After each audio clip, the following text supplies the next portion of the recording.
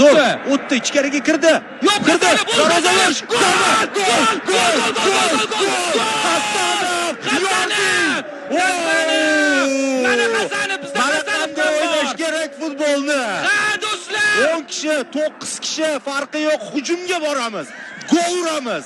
Yotmaymiz. Ey do'stlar, bu Hasanov. Hasanovni butun dunyo ko'ryapti, mana Hasanov. Hamma his etyapti. Butun O'zbekiston his etyapti buni. O'zbekcha futbol.